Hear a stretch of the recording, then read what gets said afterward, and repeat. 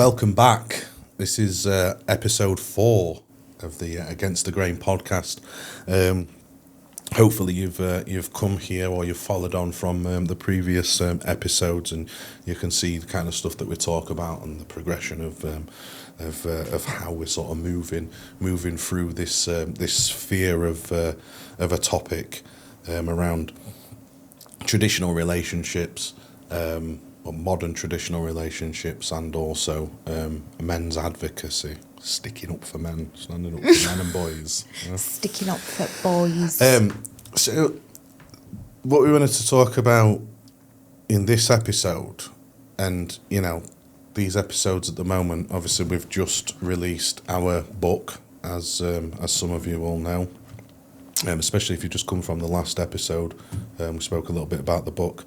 We've just published our book, and one of the bits in the back there that we talk about is some of the lies, told by feminism over the years. Some of the lies and indoctrination told by feminism over the years, and we've debunked them basically quite extensively as well. There's a lot of hype and a lot of sensationalism around a lot of these claims, and even when it's to the point where even the fact that we've debunked it and we've used facts and the sources that we've cited in the back of the book and all of that kind of stuff, right? Reliable official sources to back up what we're saying, people are still going to say that it is what it is. Yeah, because it don't make them feel good. Yeah, it don't make them feel good. That's a big thing. You can have facts, you can have statistics, you can have whatever the heck you want. If it makes somebody sort of like question their own selves and everything that they do believe and everything that they've been led to believe, it's never going to sit well. But I'm not sorry.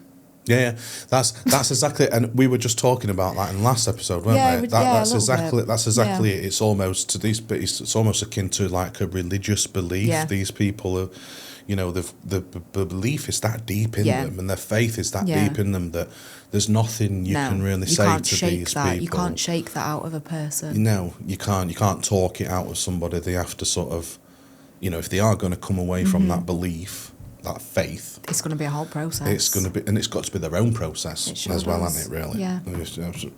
You think about it, Yeah.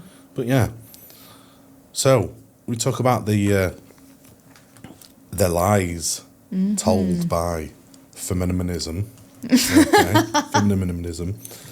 Let's have a look at this bit in the book. Go on then. Okay, so this is sort of like the myths and lies told by feminism. Okay, so the first one, and this is a good one for you to start with, really, is commitment to gender roles means losing your personal freedom. How?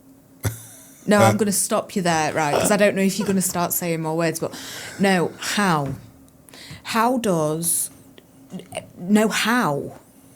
In fact, somebody asked us, or they touched on this literally a few days ago on a live, on TikTok on a live.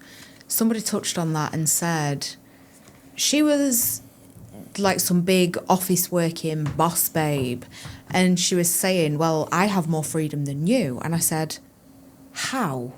If you have to be somewhere every single day between X time and Y time, but all I've got to make sure that's happening is that there's somewhat of a good dinner made,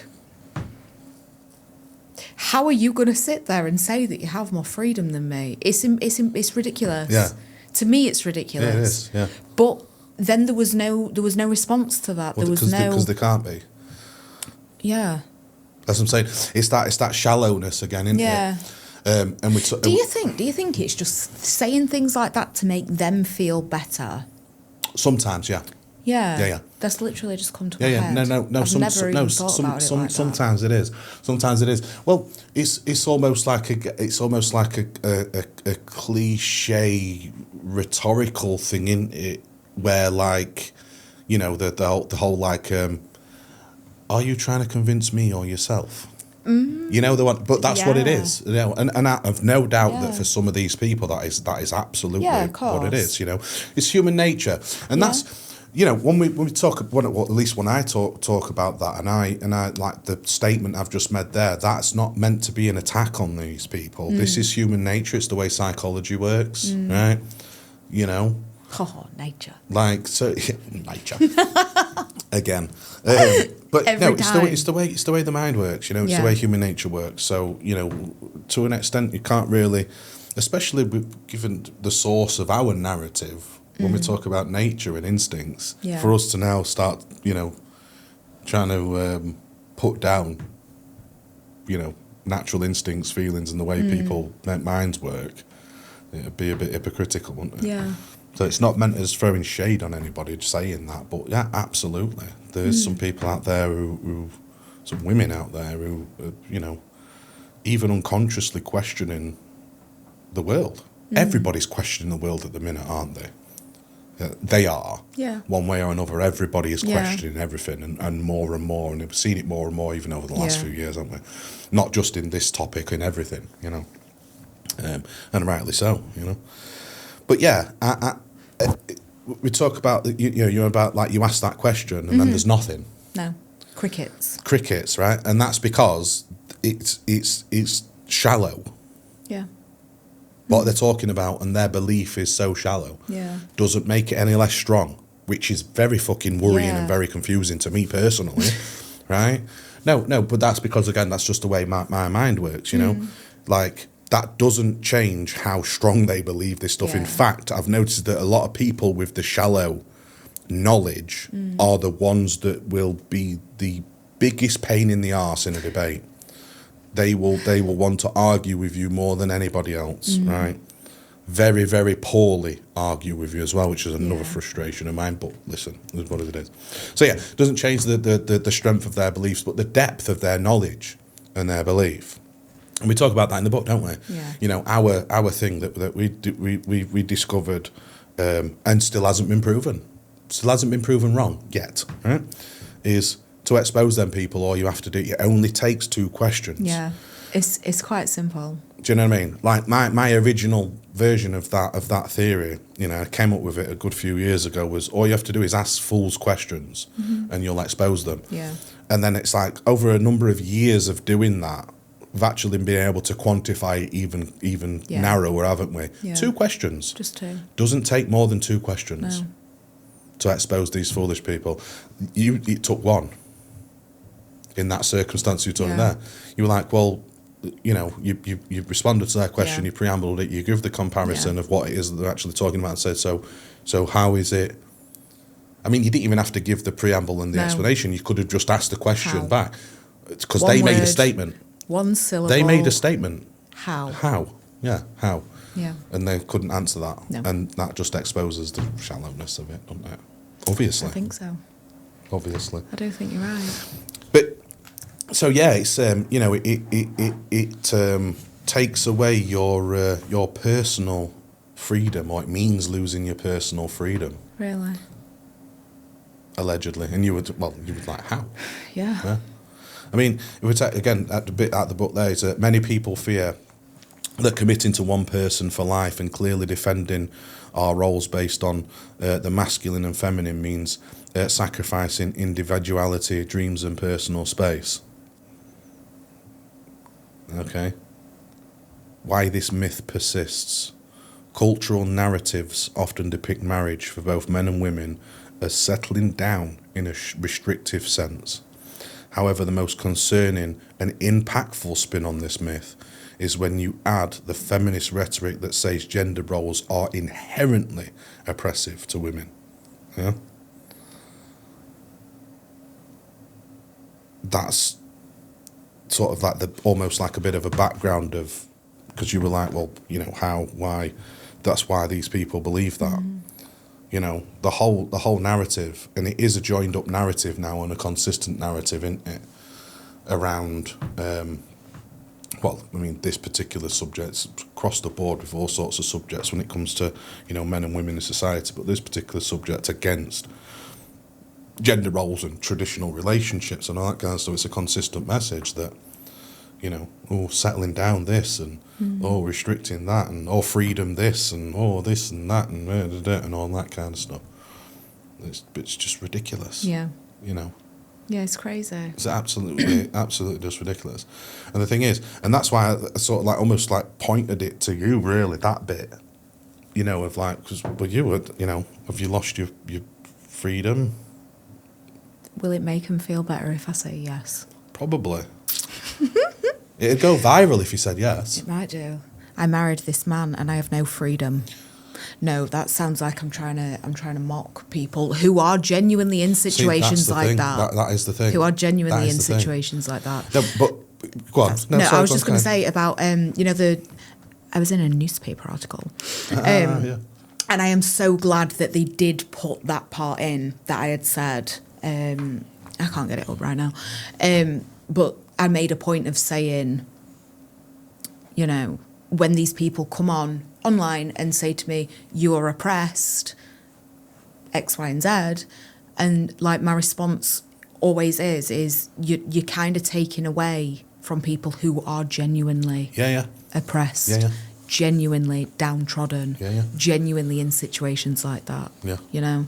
So I'm so glad that they did put that. No, that's right. I mean, we spoke about that on previous episode, didn't we? About the use of these very, very serious and emotive words like oppression, you know, like freedom, slavery. Even slavery, because some of them do use that word. No, absolutely. I've had that a few times. It's true. You know. It's true. The use of those words, like those words have meaning and they have emotion, certain emotions attached to them for a reason. That's right. And using that in just to rhetorically win an argument against somebody who is living a different relationship style to you, okay, in a free democratic society, it is not meant for that situation. And to use it in that situation diminishes the word, its meaning, but more importantly, the experiences of the people who genuinely have that. Right? And we know that, you know, and that's what it is. But that's the reason why they do it. You know, it's to push their agenda. They're only interested in pushing their agenda. It's not, they're not genuinely interested or you know, they don't care what they trample on to achieve their agenda. Yeah. You know, so for example, you know, we're talking about, like, let's just say we're discussing feminism and we're having a debate, and there's plenty of that to go around, right? We're having a debate about, you know, equality and women's rights and in the UK, okay? And one of the big things that come out is, well, we're in a global femicide. Yeah, but we're not in the UK, though, are we? There are genuinely places in the world where women are being exterminated, right? And for you to try and bring that into this argument, talking about something that is happening on UK streets, right, because you don't feel fucking good about it, is an absolute piss take. And is an absolute disrespect, right, to the women that are genuinely going around, you know, going through that kind of stuff. And that's one of the things that irks me as well about, you know, I would call it women in the West. Do you know what I mean? But you know, UK, US, all that kind of stuff, right? Like, they've got it so comfortable, right? And there are more than enough examples around the world of societies and countries that are exactly like they are trying to make us believe these countries are like, right? That how somebody can even look at those two and think, well, yeah, I can see that. And it's like, no, that is what that looks like. That's what oppression looks like, right? That is what a femicide looks like. And none of that is happening on UK streets. No. Right, to the extent that, you know, they're trying to big it up to me. But yeah, see, that's the other thing as well about that is, like, you know, that losing your freedom and all of this kind of stuff, and that, you know, it's paired with that feminist ideology that these types of relationships are inherently oppressive to women, gender roles, inherently oppressive, misogynistic, all that kind of stuff. And it's not, it's bollocks. And we talk about that in the book, don't we? You know, when we're debunking this, right? They're, apart from the modern idea, right, of what oppression is and what misogyny is in a relationship, right, putting the history through that lens, that modern feminist ideological lens, right, that is the only evidence they have. They don't have actual evidence from the times that they're talking about. even though that's what they do regularly is pull stuff up. We talk about that in the book as well, don't we, about them bringing up ghosts from the past. We do. Shadowboxing ghosts, There right? you go. Bringing up ghosts from the past to be like, oh, well, women did this and women did that, and we'll go on to talk about the next myth about that as well. Oh, women had to put up with this, women had to do that, women had to do this. One, you don't know what you're talking about, because that isn't actually how history was, if you actually really look into it. Yeah. Two, you are looking at that through a biased lens with zero evidence around it. Yeah. Do you know what I mean? Yeah. So, because women have been told that, you know, gender roles and women being feminine and you know, even doing things like that, you know, staying in the home and, you know, looking after the kids and all that kind of stuff, that's not freedom to these women now, right? And that's oppression that, you know, that must have been the case back in the day. But you've got no evidence for that. And do you know how we know we've got no evidence for that? Because we tried to find evidence to prove our fucking side right. And we couldn't find evidence to do that. Because there is no evidence either way. I'm talking about solid evidence that you can hang your hat on. There is no solid evidence to prove our idea of the past, and there is no solid evidence to prove the feminist idea of the past either. Apart from looking at certain situations and setups and lensing it through an ideology. Yeah. But hearing the bits that you want to hear. But exactly. Ignoring the bits that you We're willing want to sit here and admit that we couldn't find something to prove ourselves, but purely because the information isn't there. That's right. It's not that the information is there for the other side, it's not for us. It's just the information isn't there reliably enough for you to be able to write laws and policy today, 50 years later. Yeah. Right, based on that. It's just not there. Okay? However, the other thing that you can infer from it, and it is an inference, I think it's a very, very strong one, to be honest, stronger than the ideology, feminist ideology, is a lot of the problems with misogyny and oppression and, you know, abuse in relationships, okay, that's spoke about today, right, that we see today, and that they have made laws on, okay, recently, in recent years, are based on shit that is happening in modern relationships, not traditional ones. So they've made more laws based on the shit that's happening in modern relationships and the shit that's being observed and that some women are going through in the modern idea of relationships, right, than they ever did about traditional relationships, or when relationships were naturally and inherently traditional. So that gives you an idea, doesn't it? You've got one person saying, well, traditional relationships were oppressive and it's rife with this and that lot with no fucking evidence whatsoever. Yeah. Yet there's people out here still screaming about oppression in relationships and people aren't having traditional relationships. There's actual evidence of people being abused and facing abuse and, you know, financial abuse, all of these things that they've had to put into law over the last decade and a half, right, is all based on modern relationships. So to my mind, there actually is more proof for our idea than for theirs. But yeah, we go into that in a bit more detail and we structure it out, you know, to debunk that. But that's it is a big one, isn't it? It really is a big one. So, myth, lie 2. Traditional relationships and gender roles financially trap and stigmatise women. So we do expand on that because this idea relies on 3 pillars that we put in there, okay, or 3 points, okay. Point 1, okay, women weren't the breadwinners, so didn't have access to the household finances, leaving them unable to leave, okay, for lack of money. Point 2, financial institutions did not support women having freedoms, and so women were unable to engage in society alone. For example, married women were often restricted from opening bank accounts or obtaining a credit card alone. Point 3, divorce was culturally unacceptable and women were the ones who experienced stigma whilst men got on with their lives, okay, just fine. So it's those 3 things.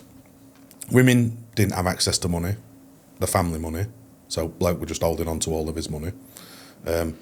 Women couldn't get bank accounts, so I'll just translate it into the modern language that they're all using and modern arguments are using. Women couldn't get bank accounts or credit cards, so obviously they couldn't engage in society. We'll talk about the modern lens that's been put through that skewed that. And women couldn't get divorces because they were stigmatised in society and held back, and it were them that bore the brunt of that stigma.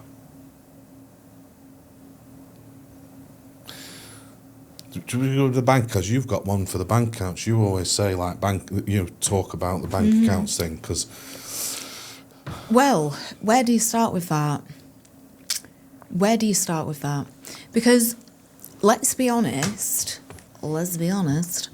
So we'll do what they like to do, and we'll go back to 1950. We'll go back to everybody's favourite decade. We'll go back to the 50s. Nobody had a bank account. yeah. Not man, not woman, not beast. Nobody had a bank account. Thereabouts. You understand? Listen, what we're talking about when we're talking about these things is general people. You know what I mean? Yep. Everyday people. Yeah. People like us, but back then.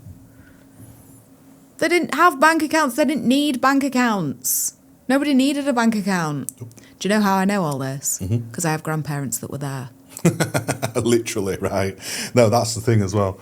So that, because that was one of the things when they start, because it's not a recent historical thing, but it being brought into the whole discourse of, you know, equality for women it's a fairly recent one. This women weren't allowed bank accounts, right?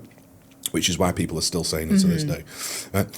And I noticed that when they started with that, your response to that straight away was that, you know, and because you were like, well, obviously I have grandparents that were there, and they've told me what society was then. But then even like as an add-on to that, as you know, nobody really had bank accounts. Nobody needed a bank account. No. Nobody. Do you know how I know that one? Because even when I got a job, I didn't need no bank account for that. I promise you. Well, you know that. You're older than me. Hello. No. Like, we weren't in need of bank accounts the way that we are now. No. Listen, like, nowadays, in 2026, if you don't have a bank account, you don't have anything. You can't get anything because that's the way of the world. That's the way the world is set up nowadays. People didn't be needing bank accounts back then. So people didn't necessarily have them, you know? And even if they had them, they weren't necessarily used in the way that, like, we're using them now. No. You were still getting your paycheck in an envelope. Yeah. Cash money. Yeah. You know? That's how it was. Yeah. So the fact that we want to turn that around as to being, well, women couldn't get bank accounts, shut up. Just shut up. Women, you know? Women couldn't get bank accounts, and so that restricted them. It's No, bollocks. didn't. It's bollocks No, it didn't. from many, many different ways. And again, you know, we talk about this, we debunk this in the book, right? And you know, again, we're not just pulling the stuff out of our backside. We've got the in the notes, we've got the citations and the sources in the back, okay? For the data and the facts and whatever else of it. But exactly what you were just saying there, you know, and put short, that's what it is. Nobody had bank accounts. Bank accounts up until the 1960s, right, okay, were seen as something. So we're talking, and specifically in the UK, for this particular bit is where we did we focused our sort of like research and references, because we live in the UK. Up until the 1960s, okay, bank accounts were reserved for the rich, or at least seen culturally as being reserved for the rich and the well-off, okay? That's a fact. That's a historic fact. It's got nothing to do with gender. That is just a historic fact, okay?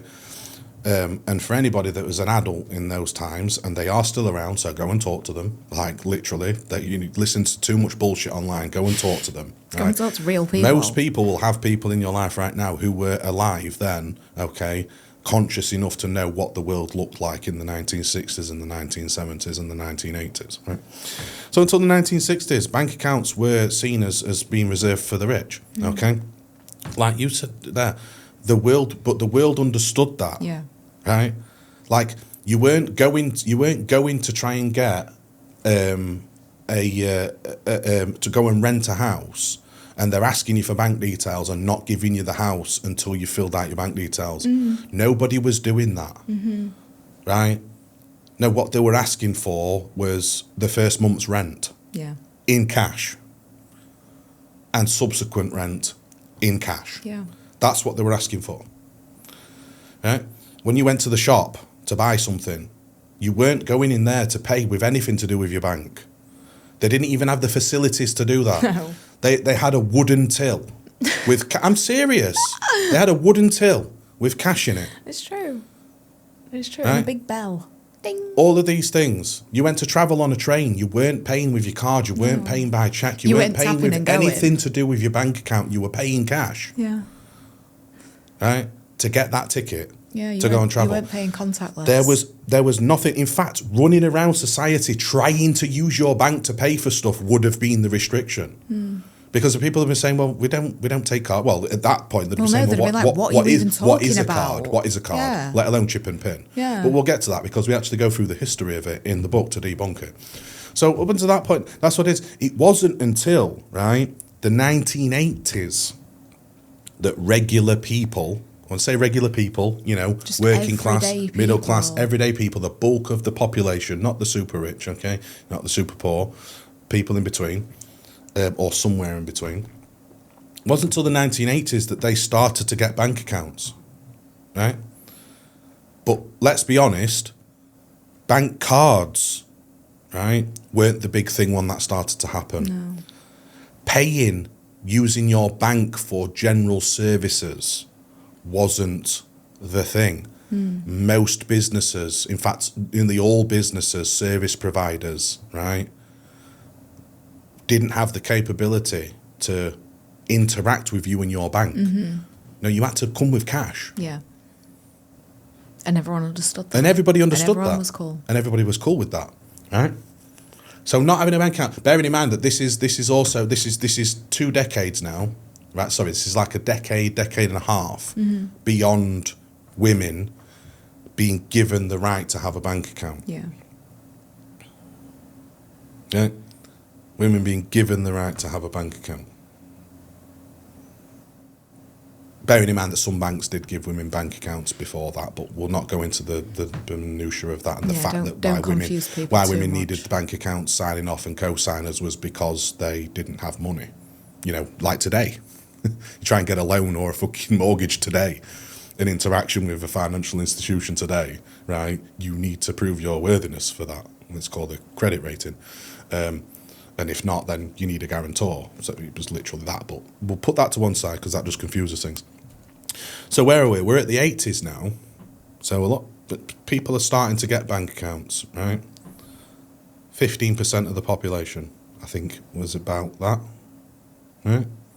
So not even everybody you're meeting in the street. And definitely not in a situation where businesses are requiring this now. But we're already years and years after women being allowed to have bank accounts. And bank accounts still don't matter. They still don't matter to anybody, man or woman. We're still in the age, right? And we're starting to come into me being alive now, right? And I remember those days of, you know, the term pay packet was a literal description. Right now, it's just a like a colloquialism. Oh, you know, get that in your next pay packet, you know, or whatever. No, it was a literal term. It's where the term came from. Pay packet. It was a packet with your fucking pay in it, physical. Right? So we're now years and years after women being allowed to have bank accounts, it being written into law for some strange reason, and bank accounts still don't matter. Even into the 90s, right? When it comes to day-to-day living in society, even paying rent, right? Bank accounts are not required. Chip and pin is still far away, right? Still far away. We talk about credit cards. It wasn't until this time, okay, that I think it was by this point, no, that was it. By this point, I think it was the 15% of people that started to get credit cards or, apply for credit cards, both man and woman. Bearing in mind, we are many years now past women having this written into law about financial equality, right? We're decades beyond that now. And that's when credit cards are starting to become a thing in society, right? So the whole thing, when you look at the chronology of it, right? That cannot be the case.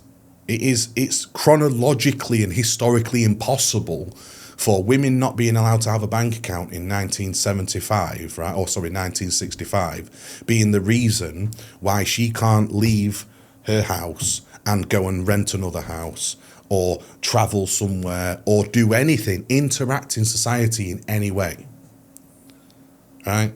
So the bollocks around not being able to have bank accounts is bollocks. Literally bollocks. The math isn't mathing to anybody that's looking at it, right? Okay, so that's that one, right? So, women not being allowed to have bank accounts or engage with financial institutions, being the thing that was trapping them in marriage and relationship. Yeah. Bollocks. Absolutely. False. Bollocks. Part 2 of that. The first, women weren't, the breadwinners didn't have access to household finances. I'm calling bollocks again. Yeah. Yeah, same. So it is like it's just like a cliche known fact, right? That in those days, okay, man would go to work, get his pay packet, okay, and come home to his wife. And would come home to his wife, right, and give his wife the wages or give his wife a portion of the wages, look after the house and do whatever else and And if he was lucky to be earning enough, he might be able to buy his tobacco for the week and a few beers. Right? That was for the majority of the population. They lived in that tax bracket. Right? Again, this is just history. It's got nothing to do with gender. We're just talking about just historical fact now. Right? So majority of people lived in that tax bracket, and that's how it used to be. There's plenty of historical examples, right, or examples in history written down and accounts from people, and also your grandparents, right? So we're talking about people our age, millennials, grandparents will tell you that that's how the world worked. Not for everybody, obviously. No, there's always going to be an exception. You might have a financially abusive man that literally would go out, earn his wages and leave his family with fuck all, but that's got nothing to do with... That's got nothing to do with what we're talking about traditional relationships. Right. No, that's just an abusive person. That's just an abusive person, an evil abusive person, right? That's just how it is. So we've got that situation now, no access to the family money. No, it's got nothing about no access to the family money. That's not what's trapping women. Mm-hmm. The family having no money was what's trapping them all. Mm. Right? Nobody's getting up and thinking, do you know what, fuck this, I'm going to go and live on my own. Nobody's thinking that in that house. Yeah. Nobody is thinking that or doing that in that house, man, woman or child. Mm. Right? Simply because of the poverty that's around at the time. So nothing to do with gender. Or the fact that they don't have access to the family money. They do have access to family money, it's just the family's got fuck all money. Yeah, I see what you mean. Do you know what I mean? But that's what it is. It really is as simple as that. Again, we go deeper into that and we give the sources and the history about it and all that, and the proper numbers and whatever else, right? But it's there. Yeah. But that's just summarising it. Families had fuck all money. It got nothing to do with women having money or not having access to money. Right? There just weren't enough money to go around. What do you mean you're packing your bag, getting up, jumping on a train and fucking off to a different place and you've already got an house to rent? No. No. We are literally struggling to feed ourselves. Yeah. Literally struggling to keep the roof over our heads. And do you know what? Everybody else on the fucking street is in the same position. We're all in the same boat. We're all in the same boat. Man, woman, child. Yeah. Man, woman, child, elderly, whatever, right? We're all in the same boat. Yeah. It's called the working lower classes, the majority of the population, even still today, the majority of the population, right? Sound familiar to anybody who's listening to this? Because it sounds familiar to me and how I grew up. A few different nuances or whatever because of the modern times. But in reality, not enough money to go around. Everybody's trapped financially, one way or another. Sound familiar? Fucking does. Sounds familiar in 2026 for most people. Regardless of what, we're not even talking about relationships now, we're just talking about position in life. Man and woman. Women living alone, men living alone. You sat there on your own, right? You ain't got enough money to be fucking just upping and leaving where you are now. It's got nothing to do with fucking being in a relationship. How many of you working women can just react, do you know what, fuck this, get up, walk out of the house that you're in now and have enough money to go and start again? And there ain't even a man there. You're this independent babe who works for herself and pays her own bills. Fantastic, isn't it? When you actually really start getting into it, you get past the sensationalisation of it and the emotive wording that they use, yeah? And what was the next one? It was the part 3, divorce was culturally unacceptable and women were the ones who experienced stigma whilst men got on with their lives just fine. That last bit there, whilst men got on with their lives just fine. What do you reckon to that? Did they? How are the men doing that? How are the men just getting on with their lives just fine, but the women were facing stigma? Because does that not sound like something that just went across the board? Or am I wrong in thinking that? And the reason that I'll be completely honest is I don't know anybody from those times, from way back when, who dealt with these situations. All I can go by is the research that we've done together. Yeah. So were men not also victims of the same ailment? Yes, there? even more so.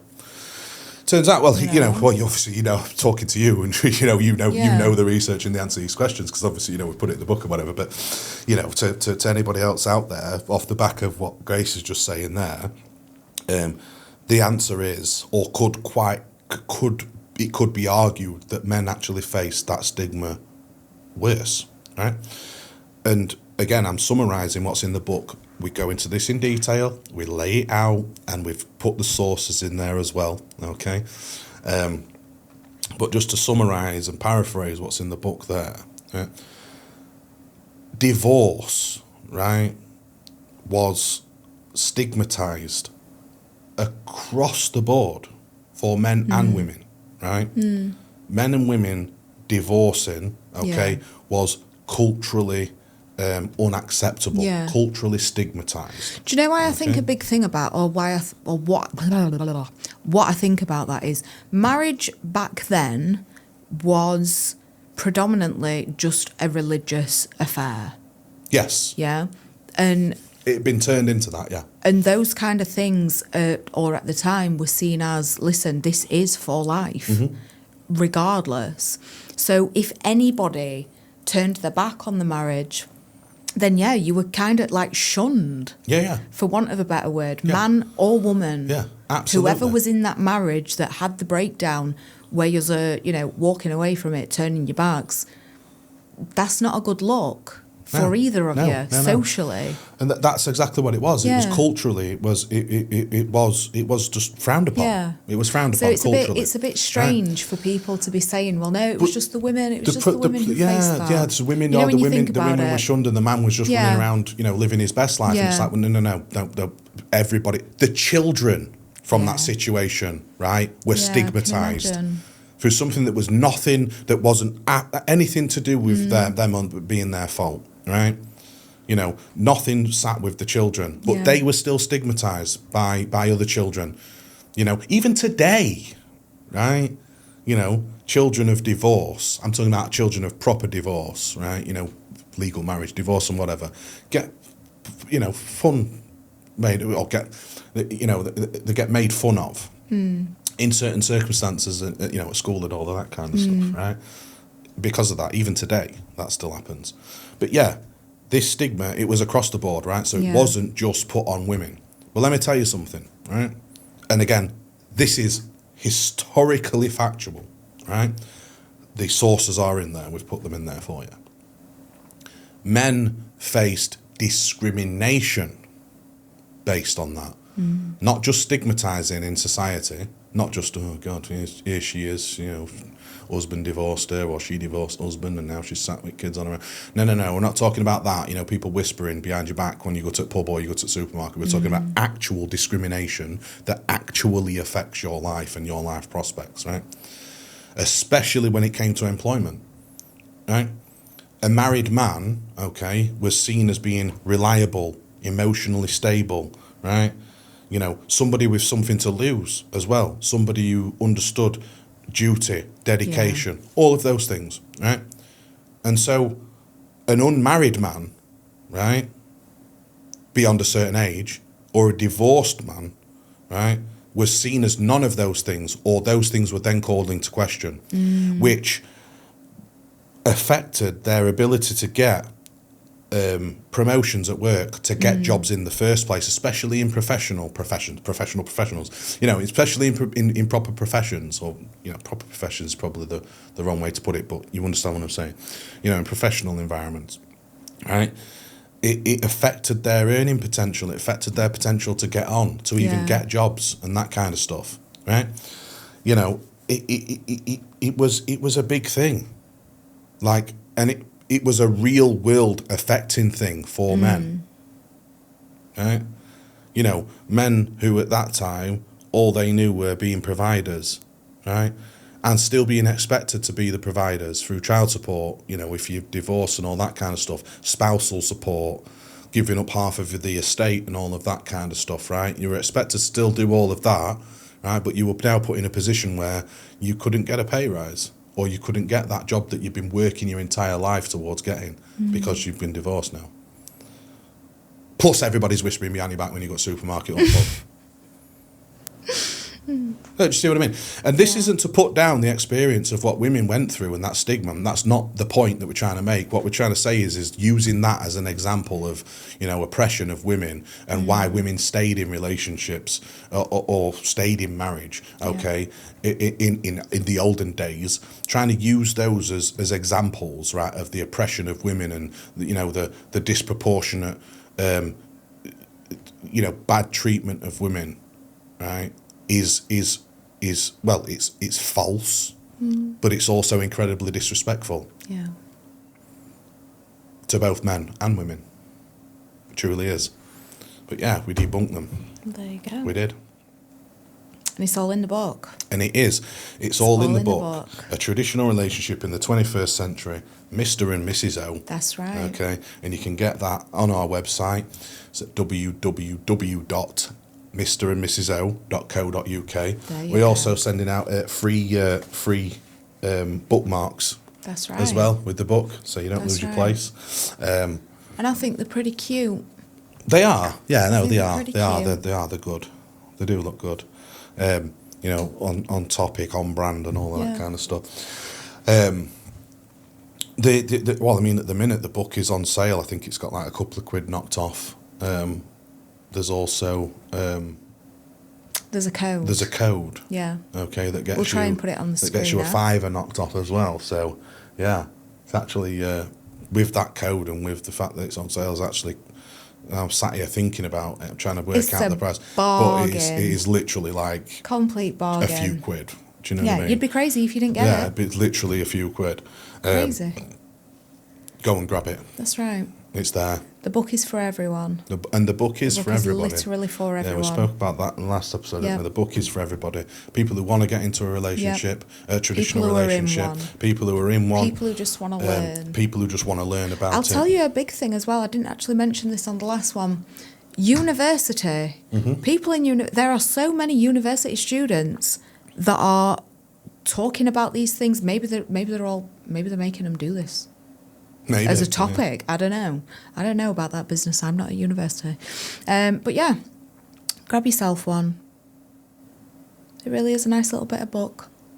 It's a nice piece of book. Nice piece of book. Yeah. It's worth it. Definitely that's worth it. And that's it. That's it from us. We're done. Yeah.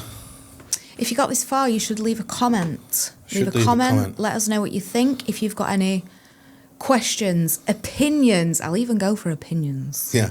Things that you want to know, leave them in the comments. We will try and make sure that we get back to you about those things. 100%. Or you can email us, Mr. and Mrs. O at mail.co.uk. Follow on the tube That's right. at Mr. and Mrs. O .24, or on Tinkle Talk, which is at Mr.Mrs. Olivier. There you go. That's us, and that's where to find us.